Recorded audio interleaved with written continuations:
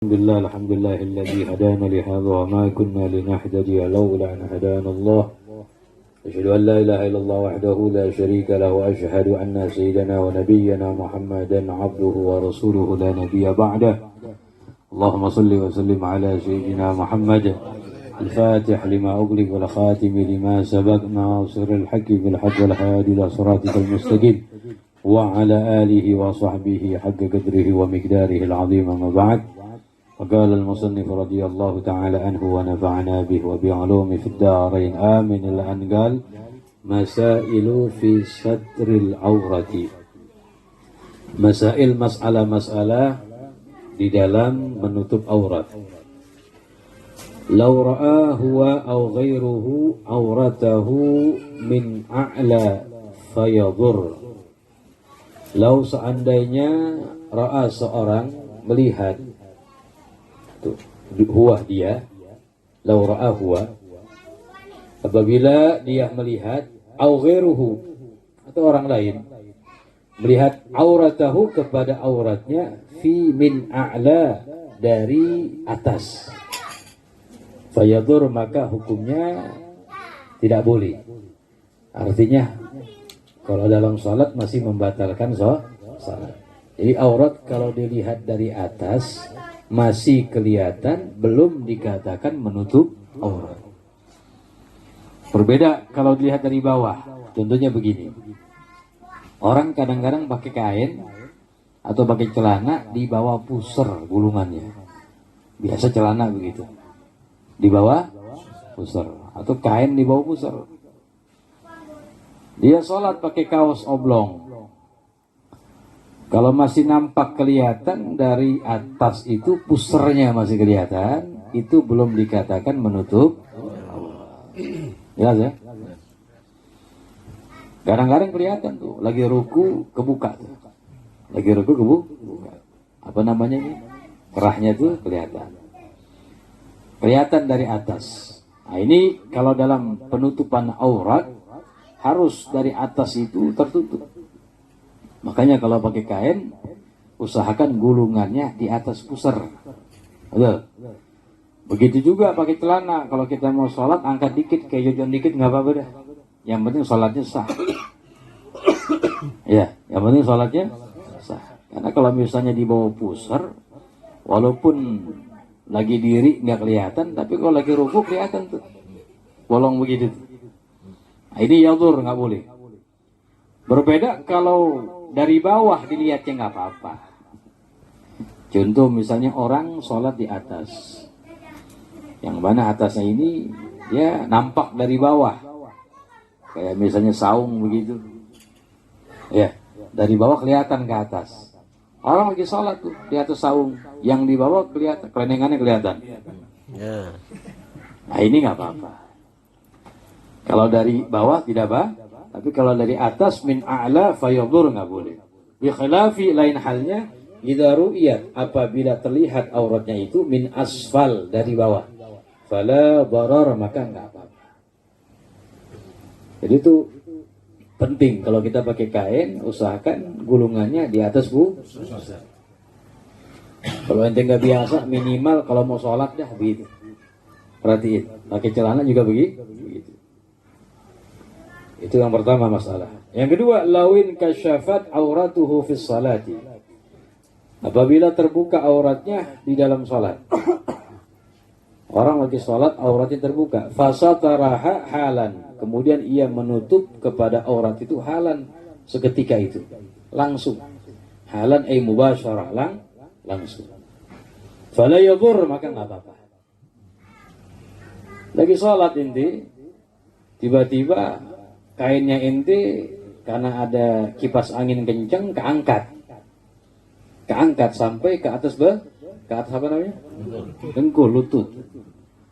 Kalau ditutupkan langsung nggak apa-apa, nggak membatalkan sholat. Tapi kalau nggak langsung, sekiranya bisa langsung. Enak nih, adem nih. Nggak langsung itu, ini yadur, nggak membatalkan sholat. Wa in ta'akhara apabila dia terlambat menutupnya bi an madha waktun sekiranya telah berlalu waktu. Yumkinu ayasturaha fihi, yang bisa ia menutup kepada aurat fihi, falam yasturha, kemudian ia tidak langsung menutupnya, batalat sholatuh, maka sholatnya batal. Jadi kalau bisa langsung, kalau langsung ditutup sama dia nggak batal. Tapi kalau nggak langsung, sekiranya bisa langsung batal. Sama kayak khutbatul Jumat begitu. Kalau auratnya terbuka, langsung ditutup nggak batal. Tapi kalau nggak langsung maka batal. Asyartus sadisu, syarat yang ketujuh. Syarat yang keenam. As-sadisu yang keenam. Al-ilmu bifardiyatih. Ini kita masih membicarakan tentang syarat sahnya salat. Udah sampai yang keenam. Al-ilmu bifardiyatiha. Mengetahui akan kefarduan salat. Artinya apa? Falau taraddada fi sunniyatiha, apabila ia ragu dalam kesunahannya, fala tasihu salatu, maka tidak sah salatnya. Jadi kita yang ngerjain salat itu tahu bahwasanya salat yang kita kerjakan adalah wajib. Salat yang 5 waktu adalah wajib. Kalau dia taraddad bimbang fi sunniyatiha, dalam kesunahannya, ini salat subuh sunah wajib sih. Ini jarang terjadi begini, ya. Jarang terjadi. Kalau dia berkeyakinan atau bimbang akan kesunahan atau kewajiban, maka hukumnya nggak sah. Jadi wajib. Al-ilmu bifardiyatiha, mengetahui akan kefarduannya. Ini jarang ya, mungkin orang yang baru masuk Islam, tapi dimaafkan. Orang yang baru masuk Islam dimaafkan.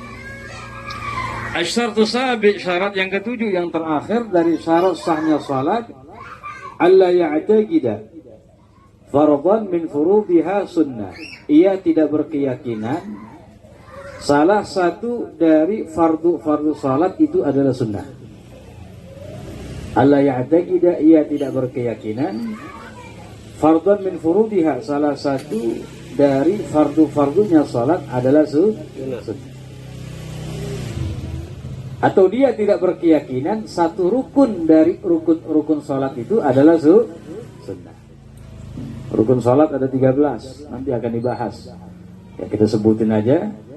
Takbiratul ihram, niat yang pertama. Yang kedua takbiratul ihram. Yang ketiga berdiri bagi yang mampu dalam salat wajib. Yang keempat membaca surat Al-Fatihah. Yang kelima ruku, yang keenam i'tidal, yang ketujuh sujud 2 kali. Yang keempat, yang ke-8 duduk di antara 2 sujud. Yang ke-9 membaca tasyahud yang terakhir. Yang ke-10 duduk ketika membaca tasyahud yang terakhir. Yang ke-11 selawat kepada Nabi Muhammad pada tasyahud yang terakhir. Yang ke-12 salam. Yang ke-13 tartib dalam melakukannya. Jadi semuanya rukun salat ada 13. Dalam kitab ini 13, dalam kitab lain kayak Safinatun Najah disebutkan ada 17 tuh. Ada berapa? 17. Nah, ini enggak ada perbedaan. Bahkan ada yang mengatakan 18. Ada yang mengatakan 15. 14. Nah, ini hanya bilangan jumlah saja, tapi semuanya sama. Nah, kita ambil contoh yang berkeyakinan, yang berpendapat rukun salat ada 13. Mereka menjadikan tumakninah itu sebagai arkan tabi'atan lil arkan. Mereka menjadikan tumakninah sebagai pengikut daripada rukun, bukan rukun tersendiri, bukan. Kayak misalnya kita baca syarat ruku misalnya. Salah satu rukun salat ruku. Salah satu syaratnya ruku at-tumakninatu fihi, tumakninah dalam ruku. Yang mana tumakninah dalam salat ada 4 tempat kan? Ruku, i'tidal, sujud, duduk di antara 2 sujud. Jadi yang berpendapat 13 kayak Imam An-Nawawi, beliau mengatakan 13 rukun salat, menjadikan tumakninah sebagai tabi'atun lil arkan, pengikut daripada rukun.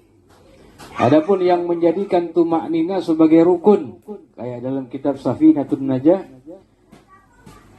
bin Sumer, beliau menulis rukun salat ada 17. Nah, ini yang berpendapat rukun salat ada 17, mereka menjadikan tumakninah arkanan mustaqillah, rukun tersendiri. Rukun tersendiri. Jadi setelah ruku ada rukun setelahnya, tumakninah ketika ruku. Ketika i'tidal ada rukun setelahnya, tumakninah setelah i'tidal. Jadi 13 tambah 4 berapa itu? 17. Jadi menjadikan tumakninah rukun tersendiri. Ada 4 tumakninah, tambahin 4 aja. Ada yang menjadikan 14 dengan menjadikan tumakninah yang 4 ini sebagai satu rukun. Sebagai satu rukun. Ala kulli hal, jadi sama ya. Perbedaan bilangan doang. Jadi jangan bingung itu baca kitab. Itu kok lain? Ya, padahal sama. Jadi syarat yang ketujuh, ala ya'taqida, dia tidak berkeyakinan satu rukun dari rukun-rukun salat itu adalah sunnah. Enggak boleh kita berkeyakinan tuh. Oh, Fatihah sunnah, enggak sah kalau itu. Oh, rukun sunnah, enggak sah. Wa fihi suwarun, di dalamnya ada beberapa gambaran. Ada 3. Yang pertama, taratan ya'taqidu anna jami'a af'alus salati furud. Kadang-kadang seorang berkeyakinan bahwasanya seluruh gerakan-gerakan salat itu adalah wajib. Seluruh pekerjaan salat adalah wajib, fatasihu salatu, maka salatnya sah. Ada orang berkeyakinan ini af'alus salat, pekerjaan salat semuanya wajib, nggak ada yang sunnah. Semuanya dia berkeyakinan begitu. Zikir ketika ruku, ketika i'tidal dibilang wajib. Angkat tangan dibilang wajib. Maka hukum sholatnya adalah sah. Jelas dia enggak. Kenapa? Karena dia tidak berkeyakinan ada satu rukun adalah bahkan sunnah sendiri dianggap wajib sama dia. Semuanya dikerjain jadi sah. Sepakat ulama. Yang kedua, wa taratan ya'taqidu anna jami' af'alus shalah sunan fala tasihu salatu. Kebalikan. Kadang-kadang seorang berkeyakinan bahwasanya seluruh perbuatan salat, pekerjaan salat itu adalah sunnah. Tidak ada yang wajib. Oh, berarti dia berkeyakinan rukun itu adalah dia berkeyakinan gak ada yang wajib, sunnah semua. Sepakat ulama, fala tasihu salatu, maka salatnya tidak sah. Yang ketiga, wa taratan ya'taqidu anna fis salati furudan wa sunanan. Kadang-kadang orang berkeyakinan bahwasanya di dalam salat itu ada yang namanya rukun, ada yang namanya sunnah. Kan begitu kan? Ada rukun, ada walakin la yumayyizu bainahunna, akan tetapi dia tidak membedakan, enggak bisa membedakan bainahunna, antara semuanya itu. Mana yang rukun, mana yang sunnah enggak tahu. Banyak kan orang nggak belajar begitu ya, sholat aja, dia tanya ruku, ente bedain yang sunnah sama yang rukun yang mana, nggak tahu dia. Di sini fatasihu salatuhu idza kana amiyan. Ulama bilang maka salatnya sah. Alhamdulillah. Maka salatnya, tapi idza kana amiyan, apabila dia orang yang ami, awam. Ya kita semuanya awam. Maka salatnya sah. Wa ma idza kana aliman, adapun kalau orang yang alim, ya. Cuma dalam bab ini beda ya, ami sama alim beda di sini. Kalau dia orang yang aliman, fatasihu 'inda Ibnu Hajar khilafan li Ramli. Ibnu Hajar bilang sah tetap. Alhamdulillah. Khilafan li Ramli, berbeda dengan pendapat Imam Ramli, mengatakan enggak sah. Jadi kalau orang yang alim harus bisa membedakan mana yang sunnah, mana yang wajib. Tapi kalau orang awam, ya ini nggak apa-apa sah. Tapi Imam Ibn Hajar mengatakan nggak apa-apa. Walaupun dari orang awam maupun orang alim, dia nggak bisa membedakan, tetap sah salatnya. Alhamdulillah. Ini nikmatnya. Makanya ikhtilaful ummah rahmah. Ikhtilaful a'immah, perselisihan pendapat para imam ini rahmat buat kita. Ya. Apa sih yang dimaksud dengan alim di sini? Ulama. Di sini lihat. Huwa, yang dimaksud alim dalam bab ini, huwa man ishtaghala bi talabil ilmi, orang yang menyibukkan diri untuk menuntut ilmu, waktan satu waktu, fil ada, dalam kebiasaannya dalam waktu itu, yumkinu fihi, bisa fihi di dalamnya tamyiz furudus shalah an sunaniha. Sudah bisa membedakan antara wajib-wajibnya salat, rukun-rukunnya salat, dan sunnah-sunnahnya salat. Jadi yang dimaksud dengan alim di sini, orang yang menyibukkan diri untuk menuntut ilmu waktu dalam satu waktu yang biasanya dalam waktu itu sudah bisa mencukupi baginya membedakan antara yang wajib dan antara yang wajib dan sunnah. Jelas ya? Belajar setahun udah cukup lah. Nah, kita alhamdulillah berapa kali hatam ya. Safina udah disebutin tuh rukun salat. Jadi ala kulli hal. Tapi Allahumma shalli Muhammad, Imam bin Hajar mengatakan ya tetap walaupun dari orang awam maupun orang alim dia nggak bisa membedakan antara rukun dan sunnah, sah salatnya. Tapi Imam Romli mengatakan nggak sah kalau dari orang alim. Dikatakan alim orang yang menyibukkan diri untuk menuntut ilmu pada satu waktu yang mana biasanya pada waktu itu, waktu saat itu ya setahun atau setengah tahun sudah bisa membedakan antara rukun dan sunnah. Wallahu a'lam. Punya pertanyaan?